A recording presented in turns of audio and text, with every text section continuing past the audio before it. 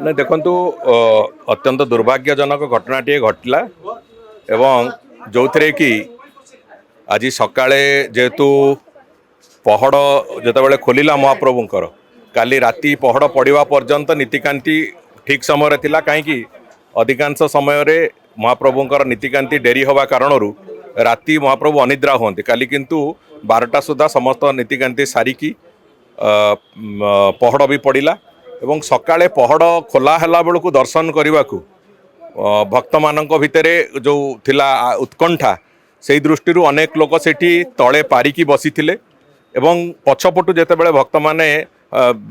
माड़ी आसिले पछपटु दर्शन करने पाखरु टिके सेतेबेले सेमानकु झुंटीचंती सेमानु सेठी पड़ीचंती पड़िबा परे से भलिया भाबरे टिके असुविधा हेची जो जहा फल कि दुर्भाग्यजनक भाबरे 3 जनकर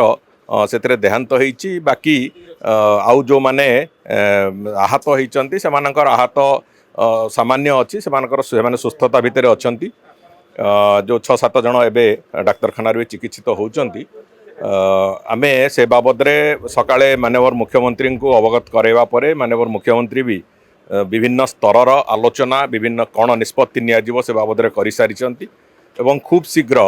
गोटे कथा तो माननीय मुख्यमंत्री भी तांकर सोशल मीडिया जरिए जनईचंती जे ए जो घटनाटी घटी से जो माने भी दोषी बोली जना पड़िबो किंबा प्राइमा फेसी जहाँ आसीबो सेतिरे जो माने अवहेला करिसंती बोली जना पड़िबो तांको भितरे कठोर कठोर कार्यानुष्ठान नियाजिबो एकता माननीय मुख्यमंत्री जनई सारिचंती एवं खूब कम समय भितरे परवर्ती पदक्षेप कौन हम सरकार से बाबद भी माननीय मुख्यमंत्री स्पष्टता तार देवे एवं से बाबद निष्पत्ति प्रायत सरी चूड़ांत निष्पत्ति माननीय मुख्यमंत्री ही जनइबे। नहीं देख जितेबले घटना घटी से बाबद तुरंत आम डीजी पुलिस को कहवा पर डीजी पुलिस भी जाइकी से बाबद जहाँ तर्जमा से कर सारी एवं से संपूर्ण घटनाक्रम को संपूर्ण घटनाक्रम को तार जो तदंत परिसर भितर को नहीं से कथा को मुख्यमंत्री से अवगत भी कर सारी तेणुक जहाँ निष्पत्ति से बाबद हवा कथा खूब शीघ्र से निष्पत्ति उपरे स्पष्टता मंत्री स्तरीय कमिटर कहीं थांती ना सेठी से काम होची पुलिस प्रशासन से बाबद पुलिस प्रशासन जहाँ करवा कथा से माने कहते करिचु बोली किंतु अवहेला होईची बोली से कथा जहाँ जेहेतु घटनाटी घटिला तार अर्थ हूँ कौन ना कौन जगह अवहेला होईची जहाँ फल माननीय मुख्यमंत्री भी आज जगन्नाथ प्रेमी मानक मनरे जो कष्ट होइतिबो ताकू नेकी क्षमा प्रार्थना करचंती सरकार तरफ निजे माननीय मुख्यमंत्री क्षमा प्रार्थना करचंती आमे